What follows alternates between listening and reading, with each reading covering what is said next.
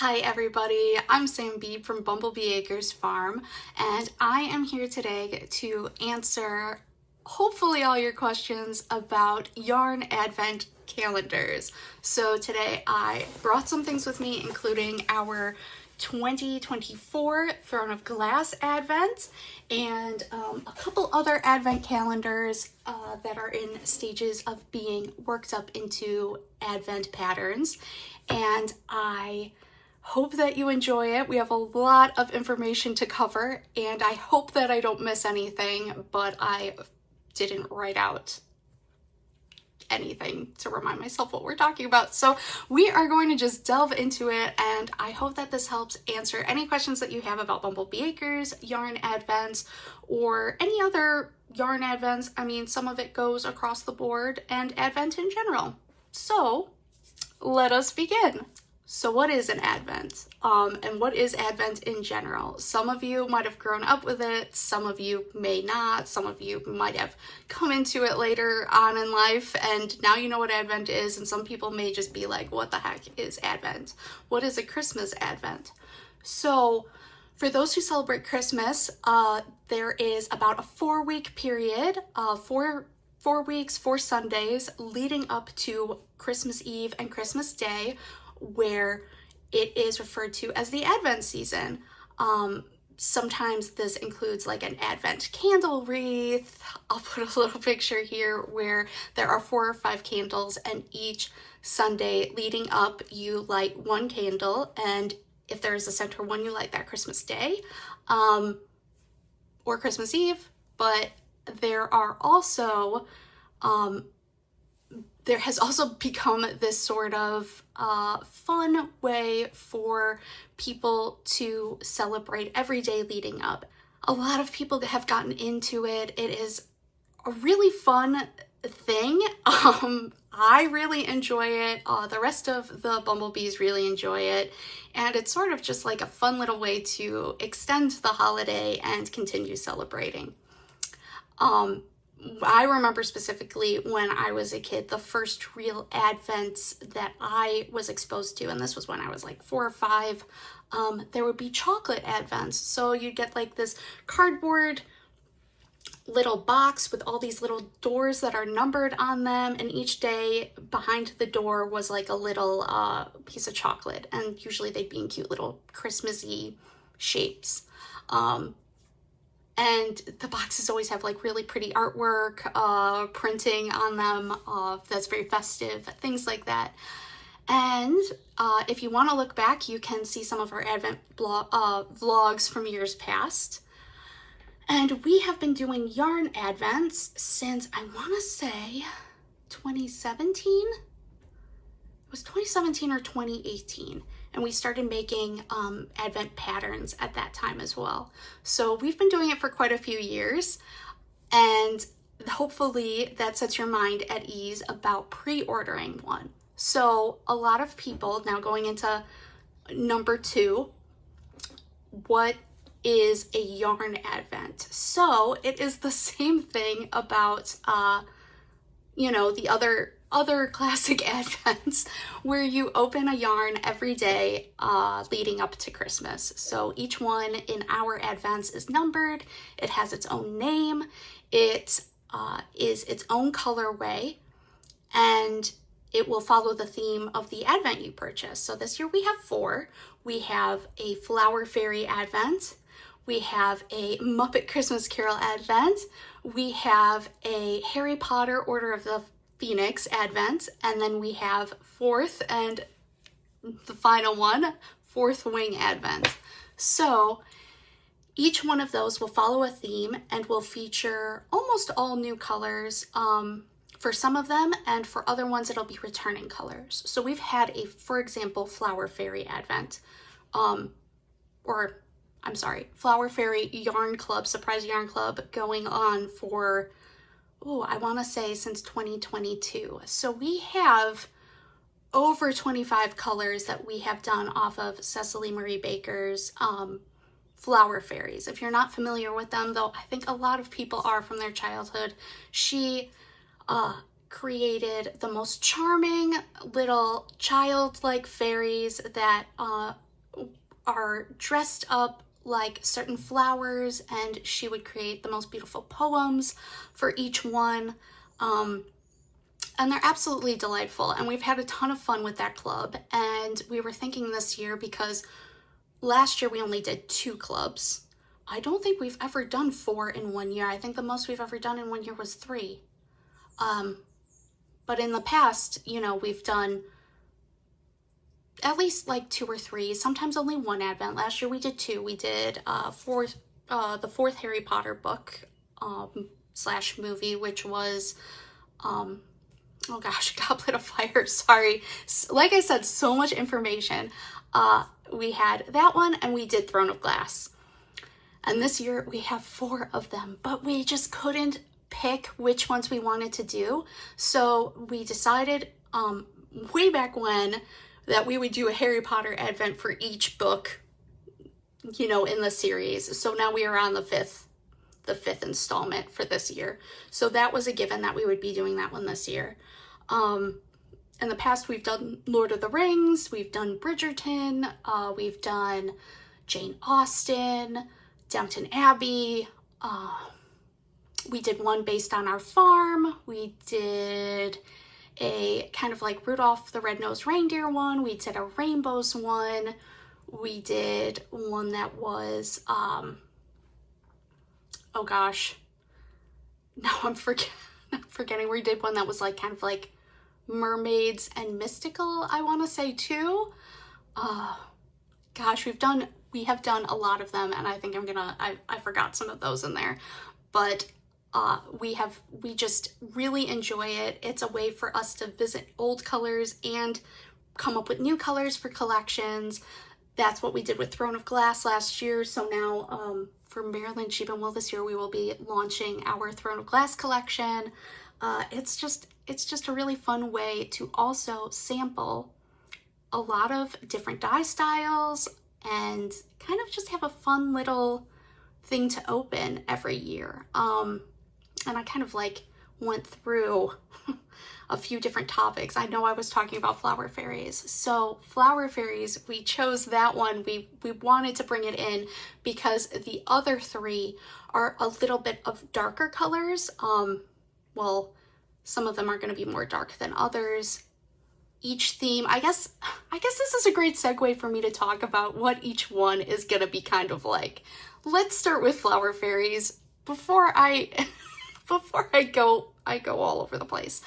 So flower fairies, like Cecily Marie Baker, I said, like, she created these beautiful watercolor paintings of these little fairies, and I'll include a little picture here. They are just really charming, really cute. We have interpreted them as yarn, and we have used a bunch of different dye styles for them. So we've done both speckles, our watercolor splashy speckle look. We've done variegateds. I don't think we've done any straight tonals though for this collection. And for this advent, we are going to be using the colors that we have already developed. So I believe it was about 12 colors we released to the general public back in 2023. That was for Maryland Sheep and Wool 2023, I believe. And we brought them to that festival, you know, and had them in the online shop. But other than that, we have not released our collection. So we thought that this would be a great way for people to just have this like beautiful little palette, a little yarn book almost, if you will, of the colors, and visit that nostalgia and just kind of have that lighthearted, nature-y, watercolory palette to work with throughout Christmas time. Nostalgia is one of our favorite things to delve into with our advents during the holidays. It's just nice to remember back to childhood, your family. Some people even enjoy opening their advents with their children, which is also incredibly fun and great if you have kids in your life that love Harry Potter, or kids that you have shared flower fairies with, like my mom did with me and my siblings when we were children, or even Muppet Christmas Carol, which is something that we've watched every year since my birth, basically, as a family, and is our favorite Christmas movie. It's fun to open them, you know, guess the color or guess how the color might look, or hide what the label says and open it, try to guess what one it was, and then look back at the name. And it's just a lot of fun, and you can share it with other people in your family too, not just children. So it's just one of our favorite things. The holidays are all about coming together as a family, as friends, as, you know, with good memories. It's just what, and sorry, I just banged on the table. That's like what we try to capture, and we try to make the colors and the themes as close to their inspiration as possible. So we talked about flower fairies. That'll be a lovely, like, naturey, watercolory palette. Very, very light and airy in a lot of ways. Then we have next, let's talk about Harry Potter. So we have released the other 4 Harry Potter advents before, and just in case you are like, oh my gosh, I don't have them all, or I want more of them, we are planning on releasing them as advents unwrapped. So they will just be just the colors, no extra goodies or wrapping or anything like that. So that way you can collect the full collection. And we are planning to do that later this year. I don't know if we'll get through all of them, but we're going to do that for several of our advents because they are just really cute and pretty and, you know, all of the things. Then for the Harry Potter colors, what we do is we pull from some of the colors we've done in our Harry Potter Club in the past. We've already released colors like that. We won't duplicate a mini from or a colorway from a past advent. They will all be new advent minis, but we might include a colorway that we have released for, say, like Luna Lovegood. We have a Luna Lovegood colorway, and she's going to make it into the advent, I am pretty sure, because she is just a big character in the 5th book, and that's when she comes in, and I don't see us leaving her out. So for colors like that, or ones that were in clubs, we might bring them, you know, they will make their way in there if they were important parts of that book. As far as dye style, we are going to be doing all different kinds. Variegated, the splashy speckles, just regular speckles, tonals, maybe, just anything and everything. We're going to do our best to capture the vibe of the inspiration that we choose. So we always put into consideration the dye style as well as the colors that we use whenever we try to turn a scene or character or location into a yarn. And then next we have Muppet Christmas Carol. That one is also going to be, I believe, a mix of speckles and variegateds. No tonals. It is going to have a little bit more of a Christmas vibe to it, but also what we are imagining is, if you are familiar with A Muppet Christmas Carol, is the whole background setting of it is this sort of like dark and dismal, cold Victorian London. And we want to kind of capture that, but have Muppet colors popping through and Christmas colors popping through. So this is going to be a really good one if you want your advent to have a Christmas, a more Christmas theme to it. We won't really keep like a Christmassy theme in the other 3 for this year. But this one, the Muppet Christmas Carol, will have a Christmassy theme to it. So we will have Christmas colors, Muppet bright colors, as well as grimy London colors, you know, for that spooky factor, that, like, you know, that Scrooge factor that you need.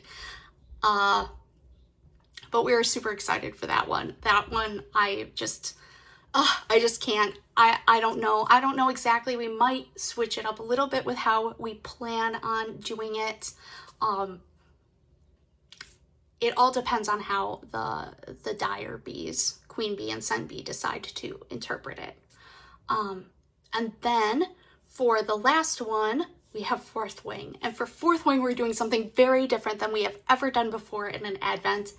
This one will all be tonals and speckly tonals. So they are going to be deep.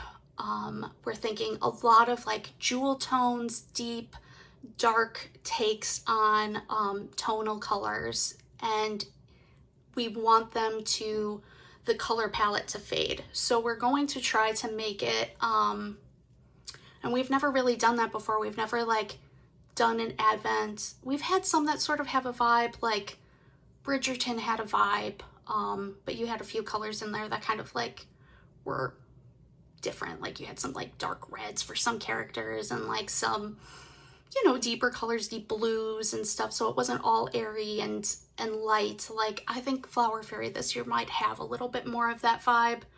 Muppet Christmas Carol, we are trying to keep it to have that vibe of, you know, it's going to look more cohesive all together. But for fourth wing, we are really going to do something different for this collection. Everything in it is going to be pretty much a tonal. So, and it's going to fade perfectly. So, or almost perfectly. It's hard because we're going to make it a surprise and we haven't come up with the colors all just yet. We're actually in the process of them right now. And oh, I am just so excited for that one too, because I think that when you knit that one, it is going to be truly, or crochet or weave or whatever you want to do with them. It's going to be a vibe. It is going to be a vibe. So moving on to the next part of Advents is full skeins. Should you choose a full skein add-on? When you look at our listings, you'll see that there is your basic advent that's listed for $150 in 2 different yarn bases. I will get to the yarn bases last because I have things to show you with the yarn bases. And also, oh, there are goodies. Maybe I should talk about goodies first. Yeah, let's talk about goodies. Then I'll talk about full skeins. So in your advent, you will get some goodies. And last year for Throne of Glass, I'll show you the goodies that came in that one. For this year, I am planning to have a few more goodies in your advents. I have to look at the logistics and, you know, the sourcing, but I am looking at adding, you know, just a few extra things and really making it exciting this year. In the past, it's just kind of been like a little, like, you know, a little freebie here and there. This is one of my favorite things, though. Not to say that they weren't good things in the past, but they were, you know, like, I just have really high hopes for this year. I'm really, really excited. This adorable charm and progress keeper is the Lord of the North from Throne of Glass. So our resident stitch marker maker, Baby Bee, took this gorgeous, and it took me forever to find these charms. And there was a beautiful goblet too of Harry Potter. And I wish I had brought the Harry Potter one to show you guys, but I have not unwrapped that one yet. So for this one, I found this beautiful lobster claw clasp that is a flower. And I actually got this one stuck a little bit earlier, but it is this beautiful, sorry for moving it around so much, this beautiful little flower, which reminds me of the King's Flame flower. If you are a Throne of Glass fan, I don't want to give too much away if you are not or have not read the books yet and plan to. The Lord of the North is sort of like this fairy creature that is a stag, and he has a flame between his antlers, and it's this beautiful, like, iridescent-y, orangey with almost a pink hue gem. And I just think this is gorgeous. And it would also make a lovely little necklace if you wanted to. We also threw in, so you either got a Bumblebee, which is, I have one right here, a little wool bee, progress keeper in your slash stitch marker in your advent, or you got one of these little wood Bumblebee Acres logo stitch markers, which are super cute. And then we had 5 stickers. So in the past we've done pin back buttons. Those really hurt our hands to make. So we didn't do them this past year, and I feel like we should have made some of them. I don't know if we'll do any for this year. We have the tools, like we have button makers, but it really hurts our hands. So it's gonna be up to the moment, like when we actually start putting them together. But I made a few cute stickers for this. Some of them are my own artwork.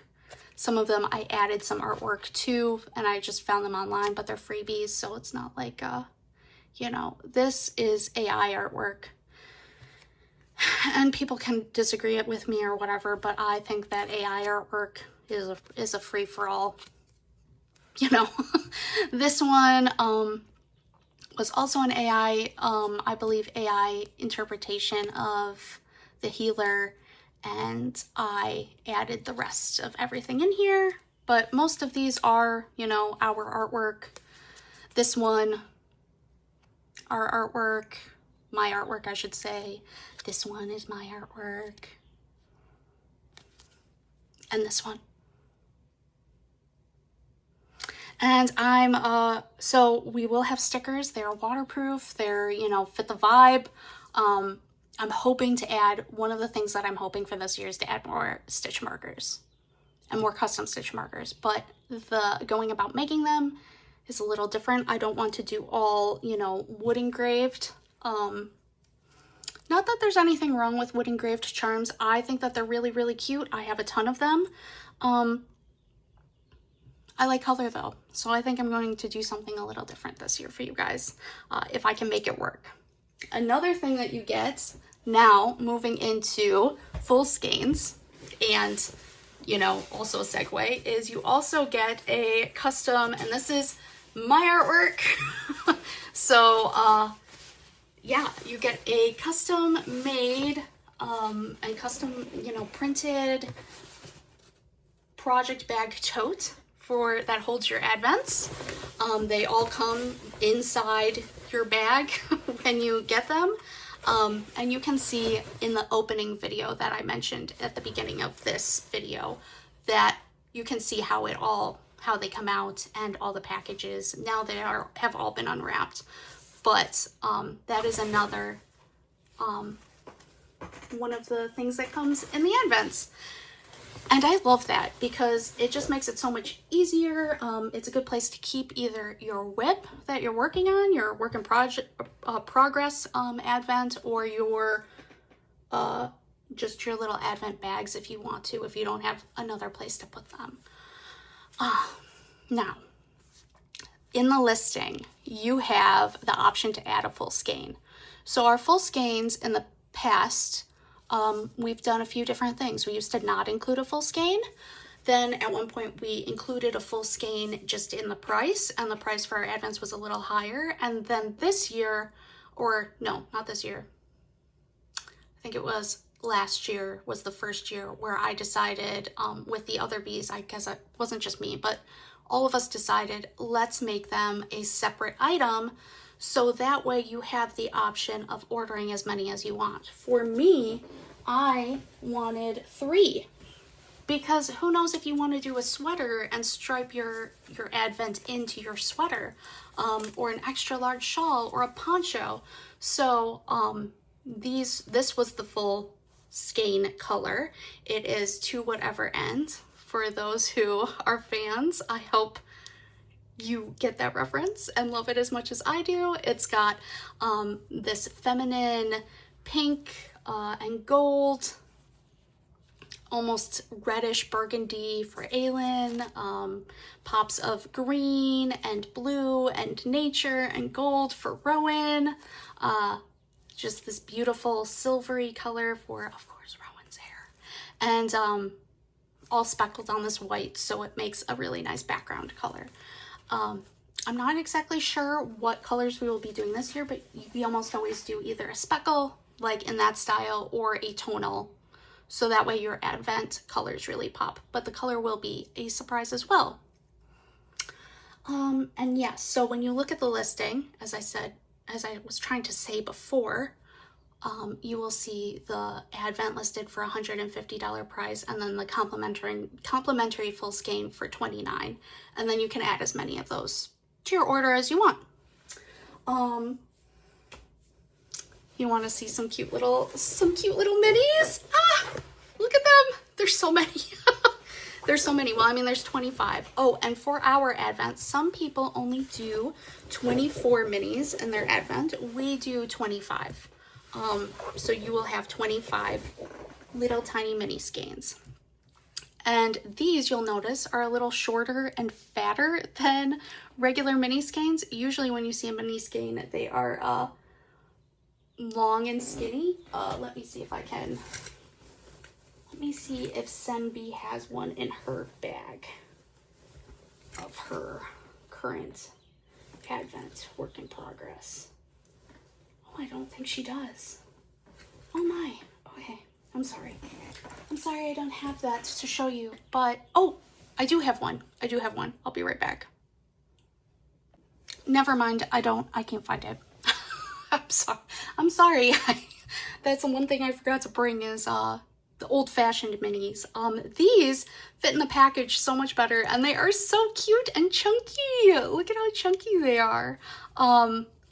Well, I do have advents from quite a few years back. So they used to, now they make 10-gram minis. And oh shoot, I forgot to explain that. Okay, so our advents are in 10-gram size. Some people do 20-gram. We like to do 10-gram because you can knit the whole mini in a day without it being too much. That equates to about, in our coquette sock, which is this base, that's about 38 yards, I want to say.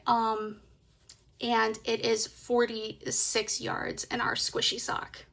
So this one, you'll notice, it looks almost like how self-striping yarn looks when you buy it in a skein, where all the colors are all modeled together like that instead of in its groups like when it was dyed. We used to have to break up our full skeins because you couldn't order in 10-gram minis to dye. Now, thankfully, we can do that because I was at a winding station for forever and I would wind each and every one by hand. And yeah, it did take forever. But as you can see, it was a little bit of a longer mini.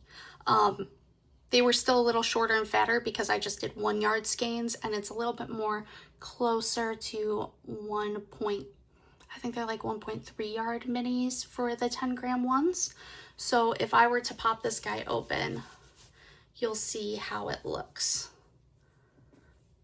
Like this is your whole skein. But most people twist them and they only do them like this. So that way they are, as you can see, long and skinny, and they're a lot harder to fit in a bag or wrap. So now what we do is we just figure eight them real quick. So we just go, figure eight them real quick, and then we twist them.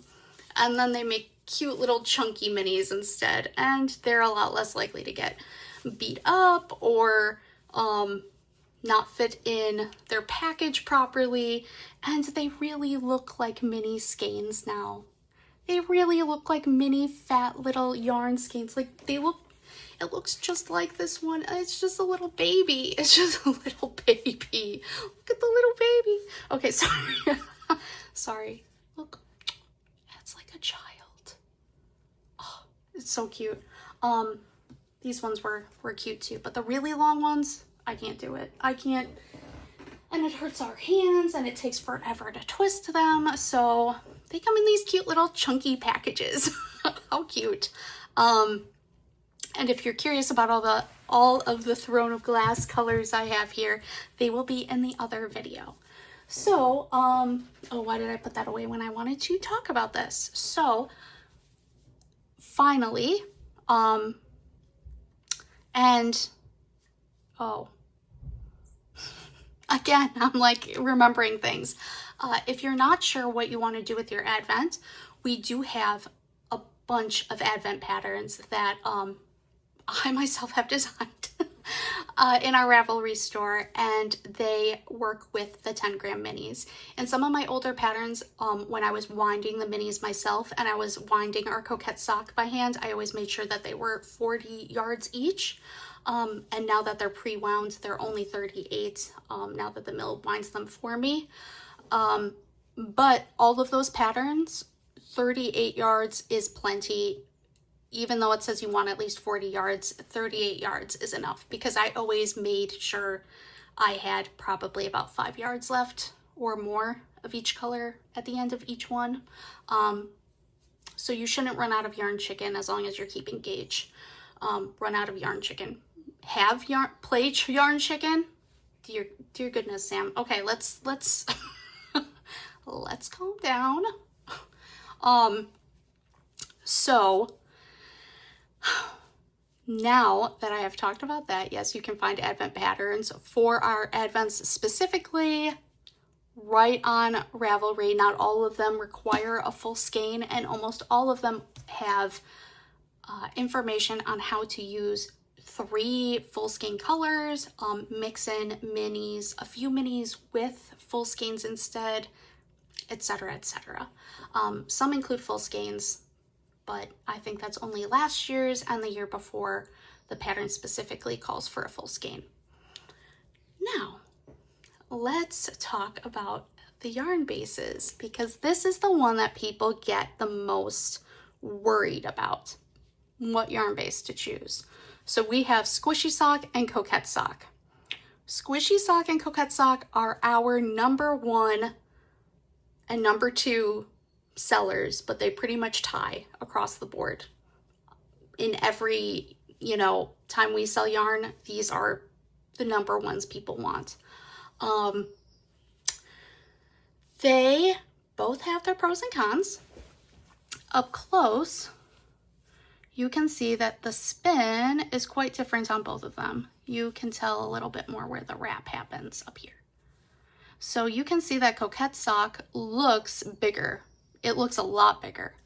It is a little thicker, but not by much. This Coquette Sock has 3 plies, so that means there's 3 strands of singles in here that are twisted together, and Squishy Sock has 4 very, very skinny ones that are spun very tightly together. And you can see that this is a very round looking yarn. Like it looks like a cord almost. And this looks more like a, like a squashier yarn a little bit. Squishy Sock is still incredibly squashy. So the main thing where these two yarns differ is, one, in the wool that they are and the wool breed, the sheep breed that was used, and 2, in the way they were spun.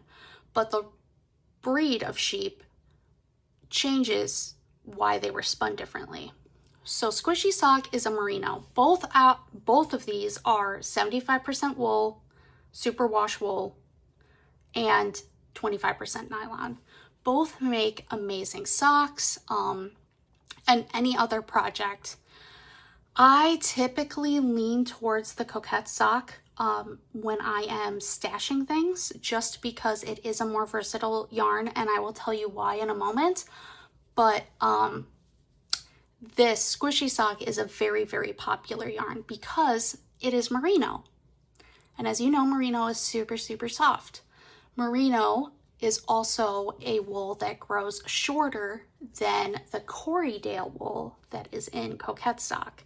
Coquette sock is made with Corriedale. Corriedale grows longer.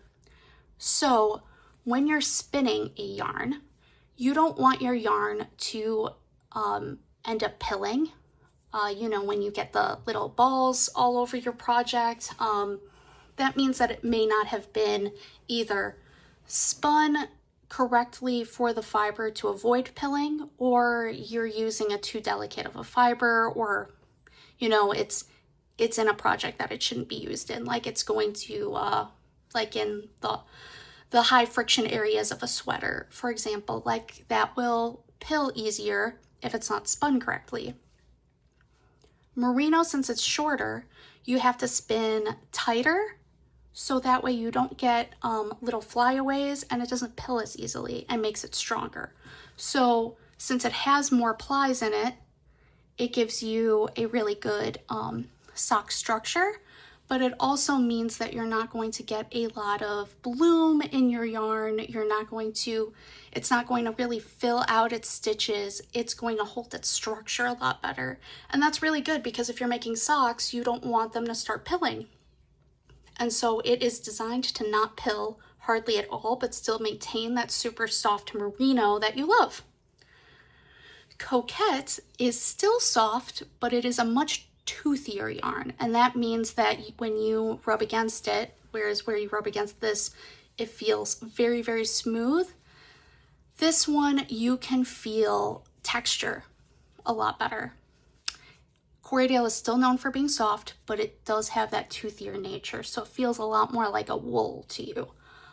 It is still super wash, and because it has 3 plies, it doesn't lock together in that really round structure you see in the squishy sock. Instead, you have this really, really nice airy spin.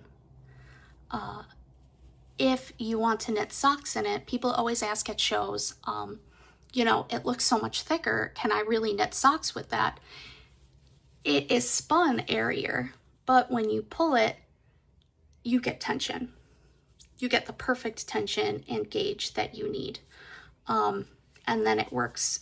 It looks almost identical, if I can get it to focus, to your squishy sock. Like, you almost wouldn't be able to tell.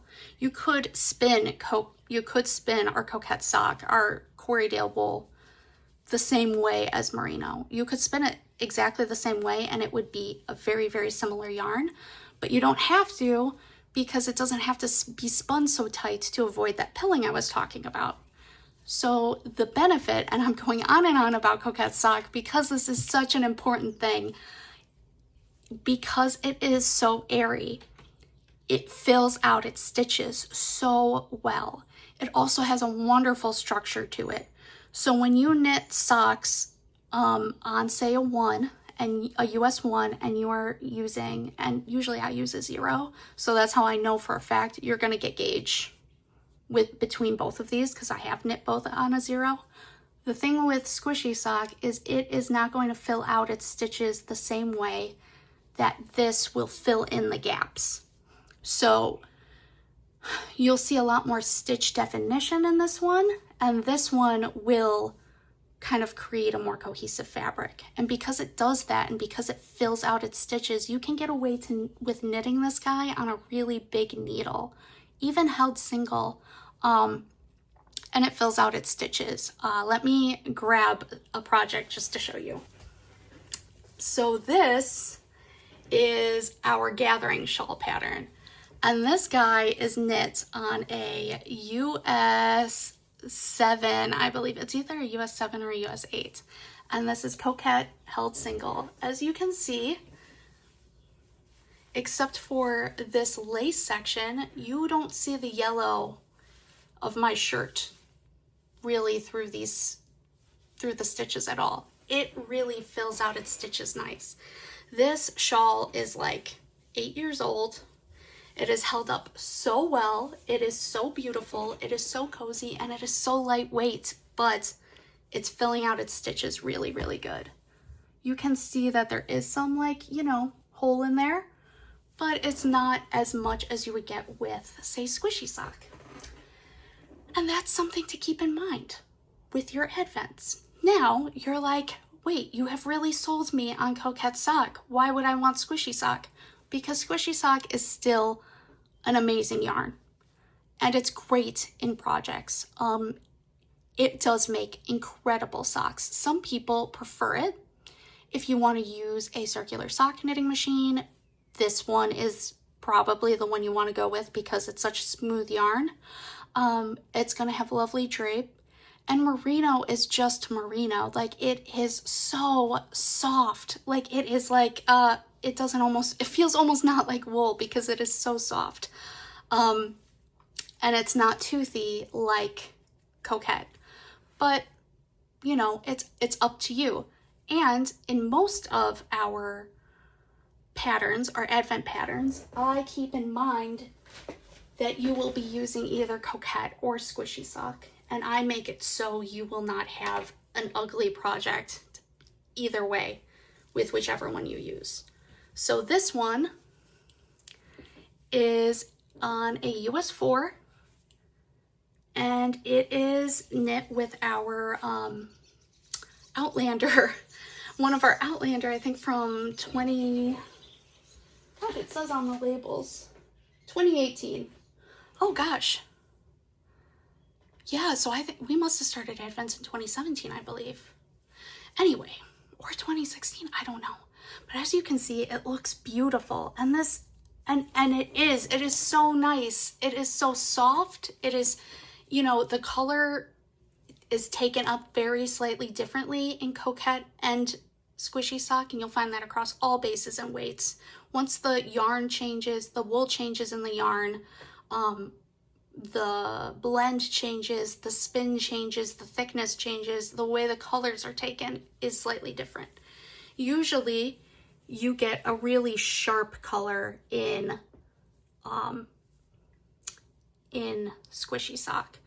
You'll still get your colors, but they blend a little bit more, usually, and that's not like, it changes. So see how this color has a little bit of speckling in here? On Squishy Sock, you might get a little bit more definition in that speckle. But that doesn't mean that you can't get speckle definition in Coquette Sock. It's just certain colors and certain dye techniques will look very, very slightly different, but not to the point where you won't be able to tell that they're the same color. Anyway, you can see how this looks on Squishy Sock. It's still delightful. It has a lovely drape. It's holding up beautifully. I love it. And this is the Innsbruck scarf, in case you are wondering. And that is in our Ravelry store.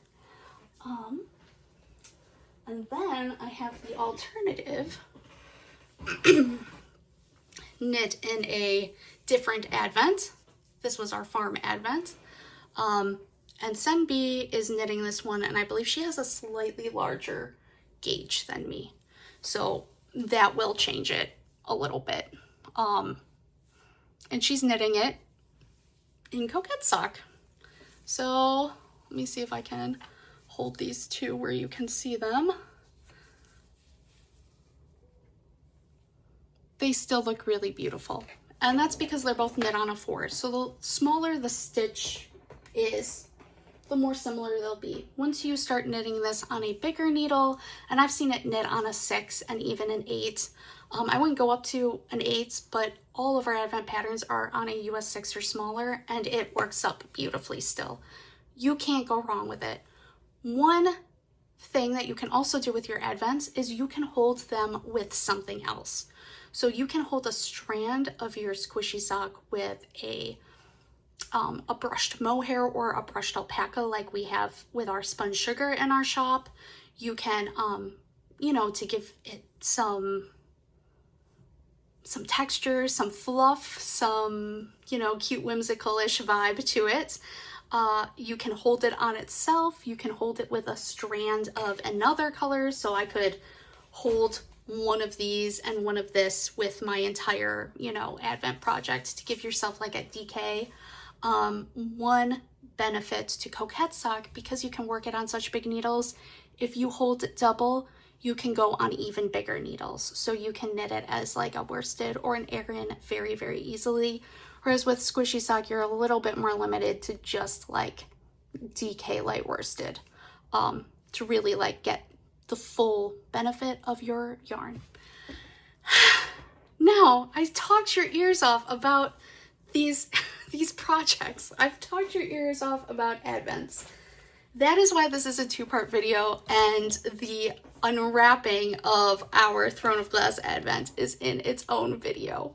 Thank you so much for sitting with me and listening to me ramble about everything advents. I hope it helps.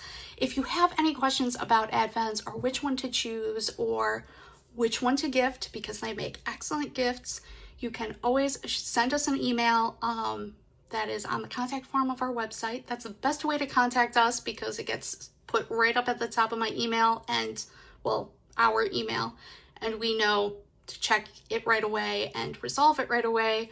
But if you have any comments or questions, comment on this video as well. I hope you enjoyed it. I hope you join us for our 2025 advents. Again, I am literally so excited for them. So excited. We all are. We're like itching to start them. I'm just like, I'm just so excited. I'm excited to design the bag. I'm excited to design every aspect of this with the other bees, and we hope that you join us.